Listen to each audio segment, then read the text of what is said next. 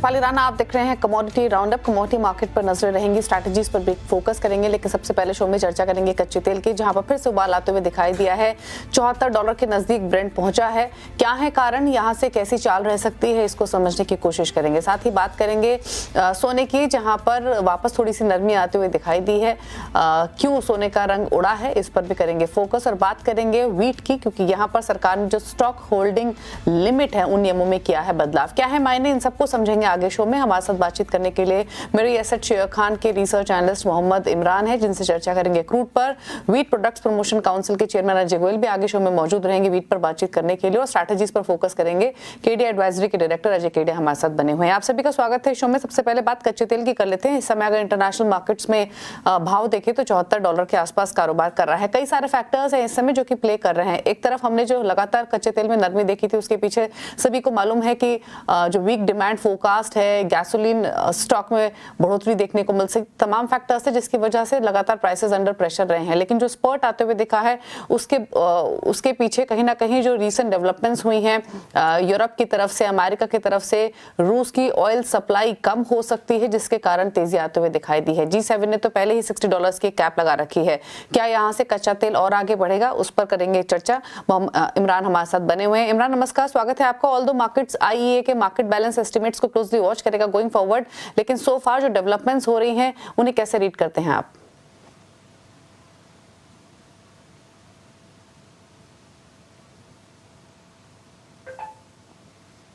इमरान, क्या आपको आवाज आ रही है?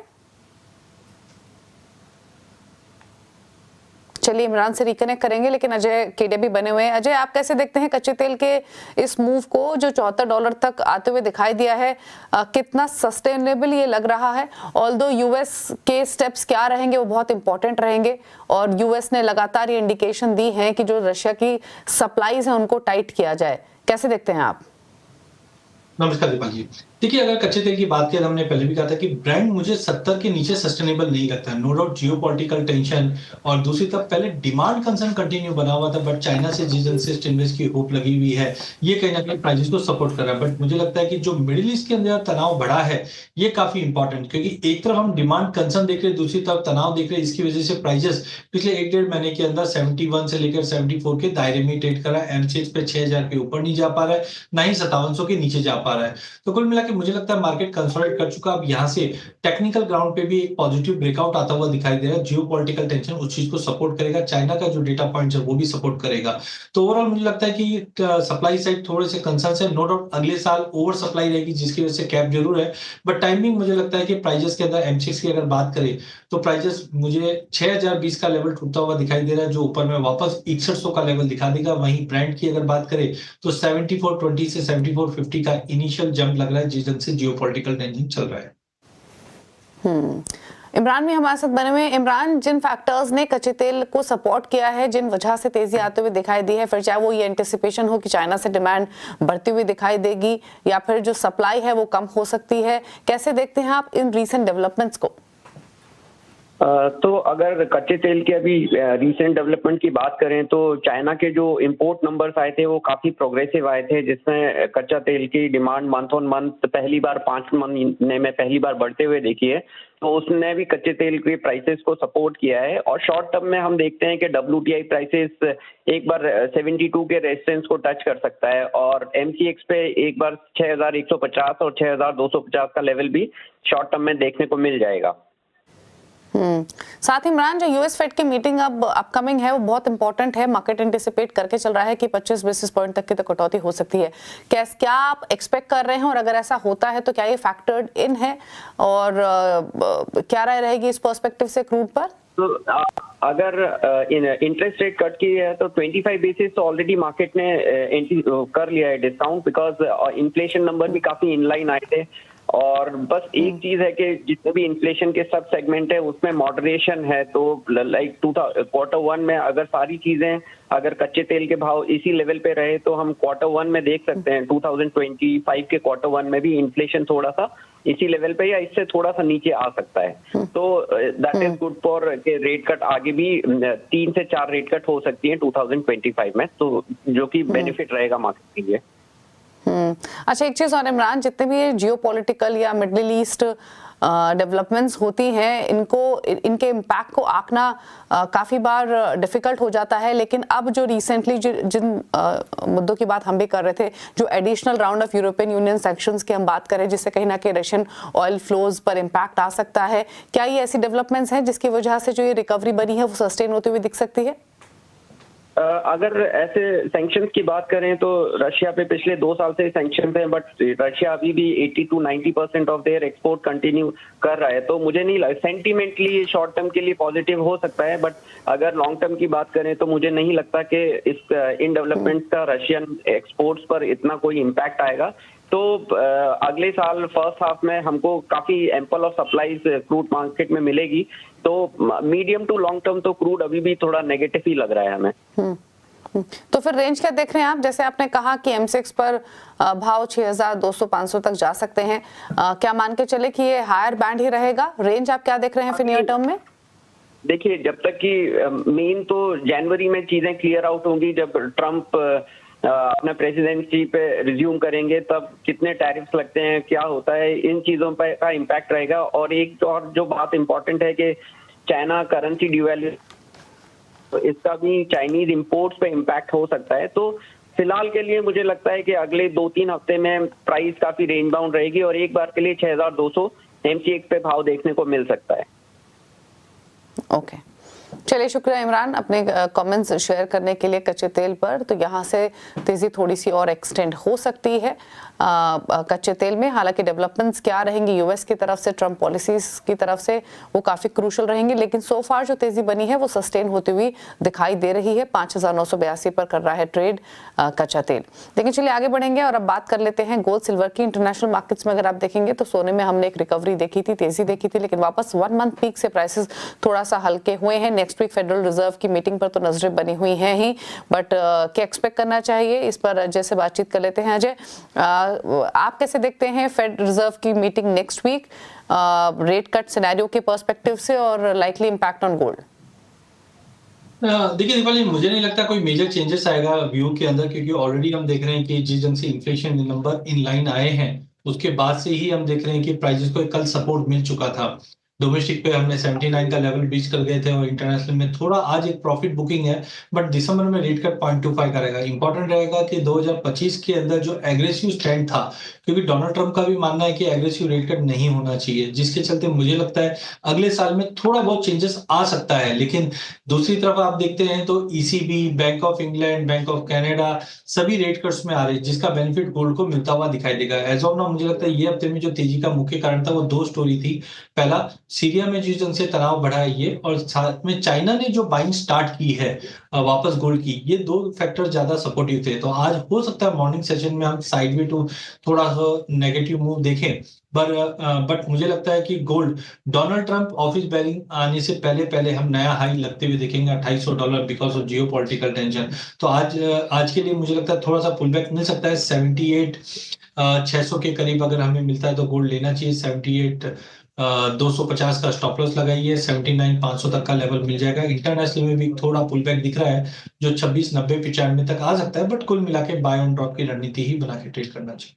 बाय ऑन डिप्स की स्ट्रैटेजी बना के रखें। गोल्ड ऑलरेडी चला भी था, तो थोड़ी प्रॉफिट टेकिंग भी इसे कह सकते हैं। जो प्राइसेस थोड़ा सा नीचे हो, जिन फैक्टर्स का जिक्र किया जाने, वो सभी सपोर्टिव ही हैं गोल्ड के लिए। फिर चाहे वो जियोपॉलिटिकल टेंशंस हो, चाइना ने जो गोल्ड परचेजेस रिज्यूम किए हैं वो ही क्यों ना हो, या फिर जो इन्फ्लेशन नंबर्स हमने आते हुए देखे जो इन लाइन विद एक्सपेक्टेशंस रहे, सब फैक्टर्स गोल्ड प्राइसेस को सपोर्ट करने वाले ही हैं। लेकिन अब एक क्विक राय सिल्वर पर भी ले लेते हैं। अजय, आपकी स्ट्रैटेजी ऑन सिल्वर?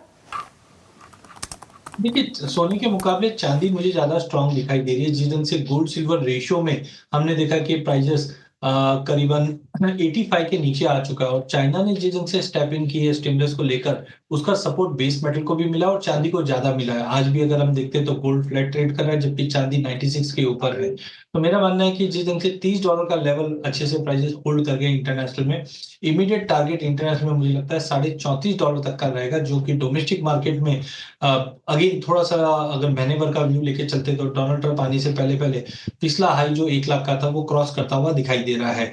हाँ, आज इंटरडे के लिहाज से मार्केट मॉर्निंग में थोड़ा सा कंसोलिडेशन में रहेगा, तो बाय ऑन ड्रॉप की रणनीति बनाकर 95,700 के करीब लेना है, 94,800 का स्टॉप लॉस लगाना है।